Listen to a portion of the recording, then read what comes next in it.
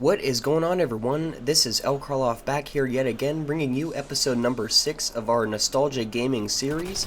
And in today's episode, guys, I am playing the classic Call of Duty World at War, which was created in 2008 and released by Treyarch. This game, guys, is one of my personal favorites of all time in the Call of Duty franchise, I would say, next to Call of Duty 4 as well as Modern Warfare 2. I don't know what it is about this game, guys. I just love the Nazi zombies mode, which is what I'm actually starting off here in this video on. And as you guys can see, there is a lot of hacked lobbies. A lot has changed over the years, guys. This game is pretty much all hacked. I am playing, as you can see, on the PlayStation 3, and pretty much every match that I tried to get into on zombies, whether it was on Notch der Untoten or Verrückt, all those maps, it was basically all hacked. So a lot's changed. Definitely not like what it used to be, guys. But anyways, guys, this game, it's basically a standard World War II game. It's a really interesting storyline. One of my favorite characters in Call of Duty franchise, Reznov, who's a Russian soldier. He's really awesome. He's a complete badass.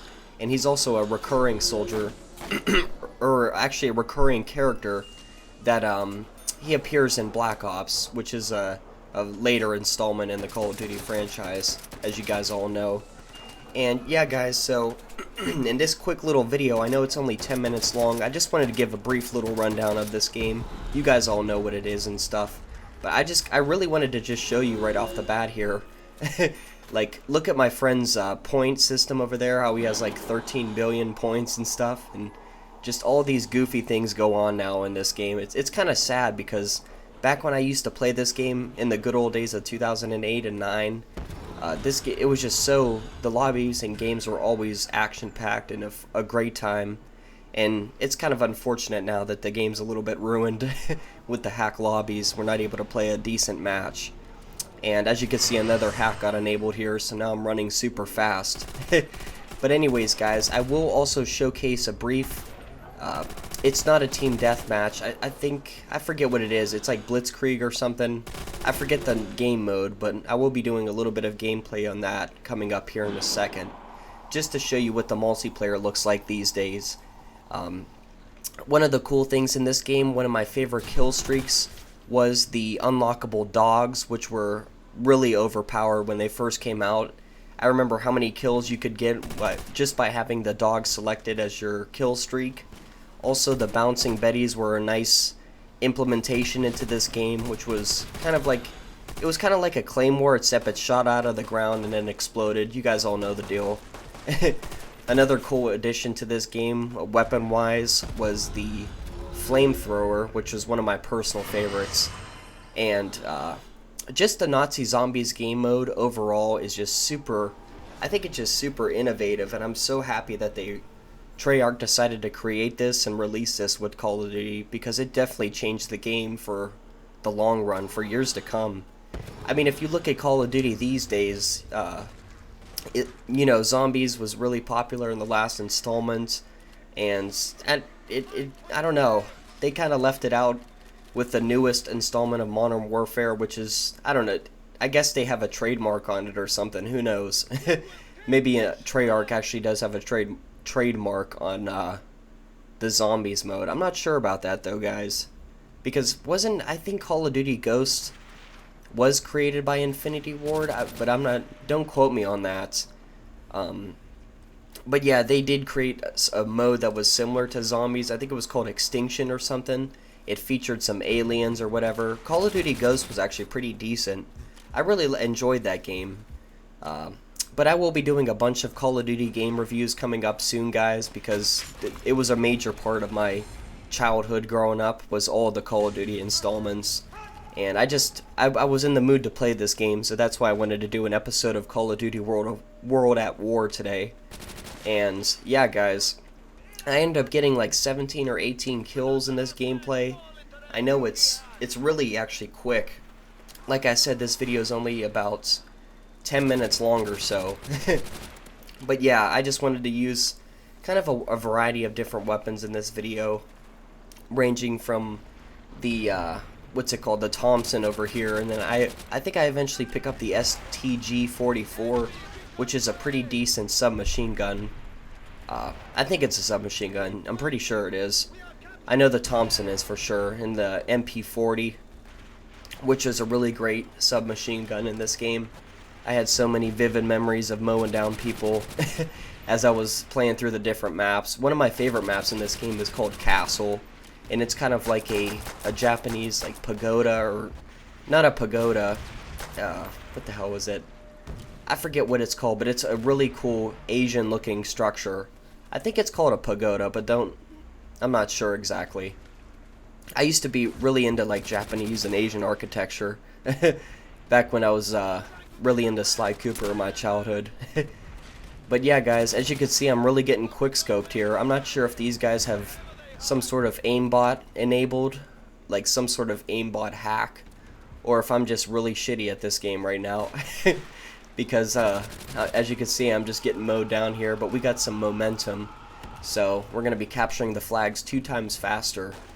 And another cool thing about this Call of Duty, guys, that it implemented was actually being able to get into vehicles, which was really cool, such as the tanks. So now you were able to take control of tanks. I think this level is called Roundhouse, by the way, and it was one of the most action-packed maps, especially for using like mortars and stuff, because as you can see, I'm getting mowed down here by the mortars, as well as all these quick scopers here. There we go. I'm shooting this, trying to take out this guy.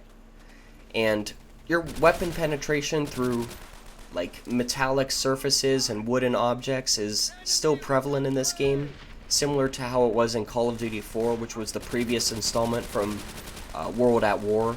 And I would say out of all of the games, guys, Call of Duty 4 is my most nostalgic of all time, and it's probably a game that I will be putting into this series relatively soon, because it definitely deserves a spot in this series of nostalgic gaming. And I really hope you guys are enjoying these episodes. I'm going to try to do a little bit more about the history and background of the companies that created the games, so that's what you guys could stay tuned for in my future episodes. By the way, guys, let me know what you like, or how you like my newly created intro for the series down in the comment section below. I know I posted it a little bit earlier today. I wanted you guys to check it out on my channel, and I just wanted to throw in something together really quickly here. Look at that, the nice hammer and sickle Soviet flag. That's one of the reasons why I love this game compared to what's it called, Call of Duty World War II, which was created about 2 years ago, I think, is because the authenticity, like the hammer and sickle, and like it wasn't as politically correct back in 2008, it seems like, with video games, like, because here we'll have like the Wehrmacht Iron Cross and the swastikas shown on the flags, whereas like in other games they kind of remove that symbolism, I guess. I don't know, it just seems a little bit different nowadays, but back in these days, it was a lot more, I don't know, I guess authentic to the historical period, but you never know. Things always change these days. But anyways, guys, trying to think of something else I could talk about. There's really nothing else to talk about this game. It's pretty straightforward. Typical Call of Duty game. Has a great storyline as well. Pretty short campaign, but it's action-packed. I think it's definitely memorable and nostalgic, but in my opinion, not as memorable as Call of Duty 4's campaign and storyline and multiplayer overall. I think COD 4 is definitely way better. But World at War definitely brought a lot of new things to the table, with the Nazi zombies and all the different modes, as well as introducing new gameplay mechanics, such as getting into vehicles and tanks. I think that was the only vehicle you were actually able to get into, was the tanks in World at War. But anyways, guys, I hope you guys enjoyed this review of Call of Duty World at War as we wrap up the end of this gameplay here. I'm still getting quick-scoped, as you guys could see. Oh my god. Jeez, I'm doing terribly. I really apologize for me getting killed all the time, but I just kind of wanted to bring you guys a quick nostalgic gameplay here, so I'm not trying to go for as many kills as I used to. There we go, guys. Man, I really wish I would have gotten the dogs on this gameplay. That would have been great, a great way to end this. But yeah, our team ended up losing, but in the end it really doesn't matter because I was just playing for fun. I'm not really concerned about my rank anymore.